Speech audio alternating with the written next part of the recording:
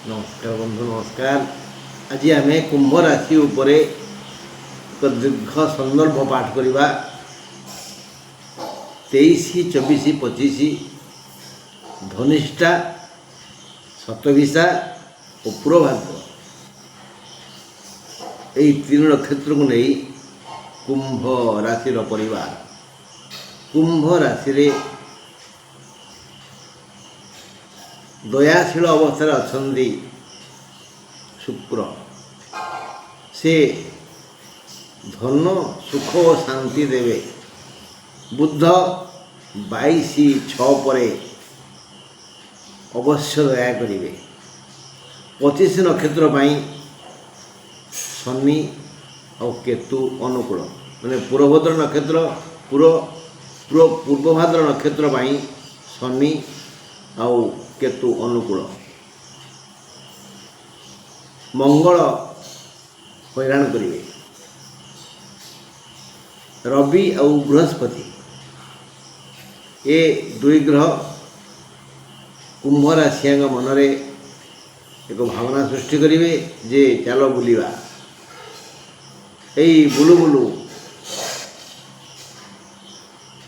23-24 पाद समस्या हो, 25 हाथ समस्या हो।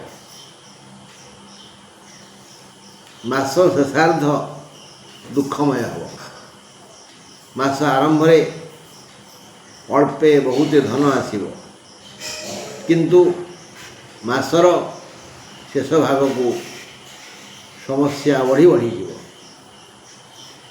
बंधु ये मासटी कुंभ राशि से तो अनुकूल नुहे। तेणु सब प्रतिकूल भितर भी असुर गुरु शुक्राचार्य एक सुस्थ सबल शांत परिवेश सृष्टि करेंगे जद्वारा आसुथिबा बड़ बड़ विपद कुंभ राशि व्यक्ति भारे पहुँची पारबनी। आम सारांश बुझा एति जे अपव्यय बढ़ी वृथा खर्च गुड़ाए हम ये बुली जावा काशिया जाऊँगी मुझी तेणु वृथा खर्च बढ़ी महिला माने चिंतित हेबे। खर्च अधिक हेतु परिवार अशांति सृष्टि हम। आय जिते अधिक हेले भी केतु और शनि हेतु आपणा लोक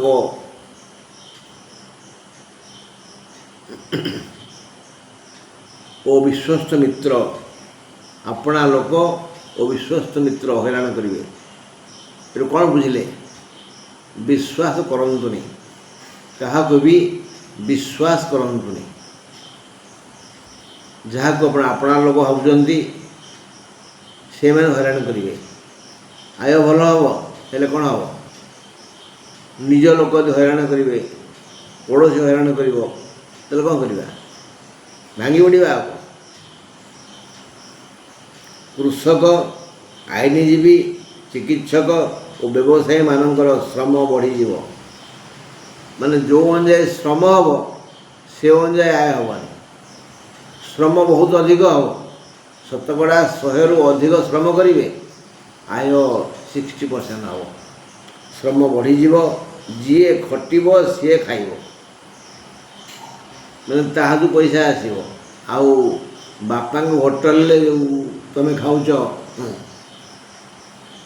मोर तो आय अच्छी जेजेबापा अमल आमर संपत्ति बहुत अच्छी ना जी खटब सी खाइब ताकू पैसा आसो से रोजगार कर मात्र खुशी हो पार ना। जो मानक जातक बुध शुक्र केतु बृहस्पति बुध शुक्र केतु बृहस्पति जोगकारक होइथिबे सेमानंग कर्म क्षेत्र में पदोन्नति हो पारे। जातक जन्म जातक जदि बुध शुक्र केतु और बृहस्पति जोगकारक तेबे सेमानंग पाखु अचला लक्ष्मी आसवे सेमानंकर पदोन्नति हेब। मु जने कृषक ଯଦି ମୋର ଆୟ ଭଲ ହେଲା, ମୋ ରୋଜଗାର ବଢ଼ିଗଲା, ମୋ ଖାତିର ବଢ଼ିଯିବନି, ମୋର ପଦୋନ୍ନତି ହେଲାନି। ଖାଲି ଚାକିରିଆମାନଙ୍କର ପ୍ରମୋସନ୍ ହେବ, ସମସ୍ତଙ୍କର ହେବ। ଆଉ ମୁଁ ଜଣେ ଶିକ୍ଷିତ ଲୋକ, ପାଠ 2 ଅକ୍ଷର ପଢ଼ିଛି, ଜ୍ଞାନ ଅଛି, କିନ୍ତୁ ଦରିଦ୍ର। ମାନେ ସୁଦାମ ଦରିଦ୍ର ଥିଲେ, ଭିକ୍ଷା ମାଗୁଥିଲେ। ସମୟ ଆସିଲା, ଗୁଡ୍ ଟାଇମ୍ ଆସିଲା, କୃଷ୍ଣଙ୍କ ସହ ସାକ୍ଷାତ ହେଲା, ଦୁଃଖ ଦୂର ହେଲା। ତେଣୁ ସବୁ ସେଇ ଭିକାରୀମାନଙ୍କ ପାଇଁ ମଧ୍ୟ ଭଲ ଟାଇମ୍ ଆସିପାରେ, ପଦୋନ୍ନତି ହେବ। ବାସ୍, କର୍ମକ୍ଷେତ୍ରରେ ପଦୋନ୍ନତି ହେବ, ବ୍ୟବସାୟରେ ଅଧିକ ଲାଭ ହେବ ଯଦି ଜାତକରେ କେତୁ, ଶୁକ୍ର, ବୃହସ୍ପତି ଶୁଭରେ ଥାନ୍ତି। ପଞ୍ଚମ ବୃହସ୍ପତି ପାଇଁ ପରିବାରରେ ମାଙ୍ଗଳିକ କାର୍ଯ୍ୟ ହୋଇପାରେ। ଛାତ୍ରଛାତ୍ରୀମାନେ ଏ ମାସଟି ସୁଖରେ କଟେଇବେ। ପଞ୍ଚମ ବୃହସ୍ପତି ଦେଖନ୍ତୁ ଭାଇ, ପଞ୍ଚମ ବୃହସ୍ପତି ମାନେ କୁମ୍ଭ, ମୀନ, ମେଷ, ବୃଷ, ମିଥୁନ ପଞ୍ଚମ ବୃହସ୍ପତି। ପଞ୍ଚମ ବୃହସ୍ପତି ଅଥଚ ମୁଁ ବିଶେଷ ଭଲ ଖବର ଦେଇପାରୁନି। କାହିଁକି ନା ଜଣେ କ'ଣ କରିବ?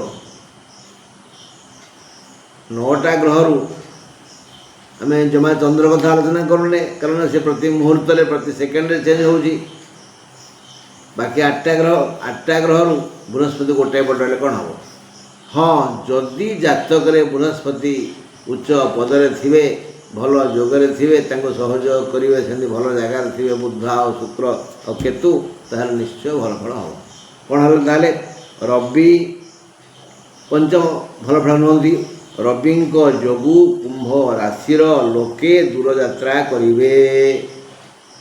ଏହି ଭ୍ରମଣ ପାଇଁ କିଛି ଖର୍ଚ୍ଚ ହେବ, ଦେହ ଦରଜ ହେବ, ଔଷଧ ବ୍ୟୟ ହେବ।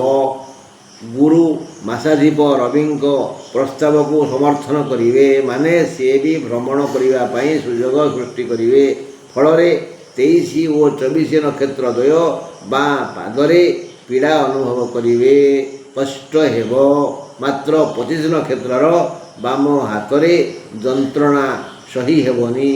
ବାମ ହାତ ଯନ୍ତ୍ରଣା ବହୁତ ବଢ଼ିଯିବ। ଏଥିପାଇଁ ଯାବତୀୟ ଖର୍ଚ୍ଚ ବୃହସ୍ପତି ବହନ କରିବେ। ମନ୍ଦ ଗ୍ରହ ଶନି 25 ନକ୍ଷତ୍ରକୁ ଧନାଦି ସୁଖ ଦେବେ।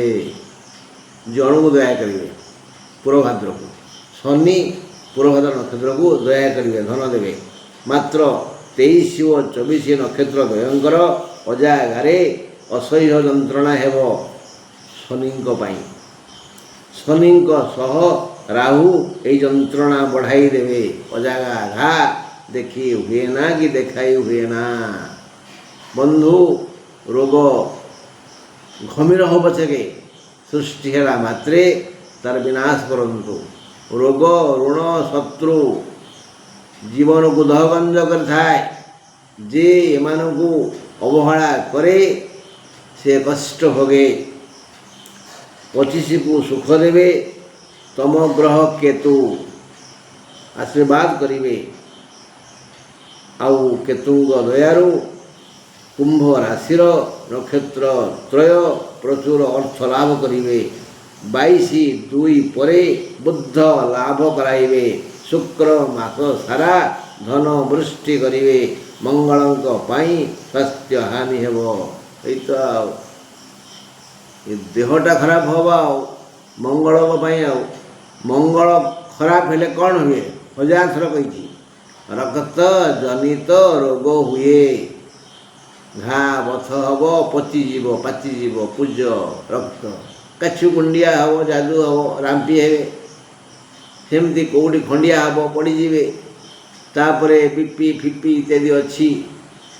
ତେଣୁ ମଙ୍ଗଳ ଖରାପ ପଡ଼ିଲେ ଦେହରେ ରକ୍ତ ଜନିତ ରୋଗ ସୃଷ୍ଟି ହେବ, ଯାହାକି ଭାରି ପୀଡ଼ା ଦେବ। ଶନି ଓ କେତୁ ଶୋକ ସମ୍ବାଦ ଶୁଣାଇ ଦୁଃଖ ଦେବେ। ପଞ୍ଚମ ରବିଙ୍କ ପାଇଁ କୌଣସି ନା କୌଣସି ଉପାୟରେ ଏହି ଧନ ସରିଯିବ। ମାନେ ରବିଙ୍କ ପାଇଁ ଅଭାବ ଗୋଡ଼େଇବ। ସାରାଂଶ ଅପବ୍ୟୟ ବଢ଼ିଯିବାରୁ ମହିଳାମାନେ ଚିନ୍ତିତ ହେବେ। ଖର୍ଚ୍ଚ ଅଧିକ ହେବ। ଆୟ ଯେତେ ଅଧିକ ହେଲେ ବି କେତୁ ଓ ଶନିଙ୍କ ହେତୁ ଆପଣା ଲୋକ ଓ ବିଶ୍ୱସ୍ତ ମିତ୍ର ହଇରାଣ କରିବେ। କୃଷକ, ଆଇନଜୀବୀ, ଚିକିତ୍ସକ ଓ ବ୍ୟବସାୟୀମାନଙ୍କର ଶ୍ରମ ବଢ଼ିଯିବ। ଯିଏ ଖଟିବ ସିଏ ରୋଜଗାର କରିବ, ମାତ୍ର ଖୁସି ହୋଇପାରିବନି। ଯେଉଁମାନଙ୍କ ଜାତକରେ ବୁଧ, ଶୁକ୍ର, କେତୁ ଓ ବୃହସ୍ପତି ଯୋଗକାରକ, ସେମାନେ କର୍ମ କ୍ଷେତ୍ରରେ ଉନ୍ନତି କରିବେ। ସେମାନଙ୍କର ପଦୋନ୍ନତି ହୋଇପାରେ। ବ୍ୟବସାୟରେ ଅଧିକ ଲାଭ ହେବ। ଯଦି ବୃହସ୍ପତି, କେତୁ, ଶନି ଓ ଶୁକ୍ର ଜନ୍ମ ଜାତକରେ ଭଲ ଜାଗାରେ ଥିବେ। ପଞ୍ଚମ ବୃହସ୍ପତିଙ୍କ ପାଇଁ ପରିବାରରେ ମାଙ୍ଗଳିକ କାର୍ଯ୍ୟ ହୋଇପାରେ। ଛାତ୍ରଛାତ୍ରୀମାନଙ୍କ ପାଇଁ ଏ ମାସଟି ଶୁଭଙ୍କର ନୁହେଁ। ତେଣୁ କ'ଣ କରିବା? ଓମ୍, ଖାଲି ଓମ୍ ଜପିବା। ଓମ୍ ଓମ୍ ଓମ୍। ବସି ପଡ଼ିବା, ଯେଉଁଠି ବସି ପଡ଼ିବା, କିଛି କାମ ନାହିଁ। ଓମ୍ କହିଲେ ଡିଷ୍ଟର୍ବ ହେଇଯିବ, କହିବାନି। ଖାଉଥିବା, ହଗୁଥିବା, ମୁତୁଥିବା, ଓମ୍ କହିବା କେମିତି? କିନ୍ତୁ ଲେଖୁଥିବା, କପି କରୁଥିବା, ଗୋଟେ ଖାତାକୁ ଉତାରୁଛି ବର୍ତ୍ତମାନ, ଓମ୍ କହିଲେ ଚଳିବ। ଶୋଇଲା ବେଳେ ହେବ, ଅନ୍ୟାନ୍ୟ କାମ କଲାବେଳେ ହେବ, ବାଡ଼ି ବଗିଚାରେ ଘାସ ଓପାଡ଼ିଲା ବେଳେ ହେବ। ଓମ୍ ଓମ୍ ଓମ୍ 10 ଥର କହିବା, ଟିକେ ବିଶ୍ରାମ ନେବା। ବାରମ୍ବାର ବାରମ୍ବାର ଓମ୍ ଓମ୍ ଓମ୍ କହୁଥିବା ବୋଇଲେ ଆମକୁ ତ୍ରିଶକ୍ତି ସହାୟ ହେବେ, ଆମର ମଙ୍ଗଳ ହେବ। ବନ୍ଧୁ ନମସ୍କାର। ଆଜି ଓଡ଼ିଶାର ଲୋକପ୍ରିୟ ପର୍ବ ରଜ, ପହିଲି ରଜ।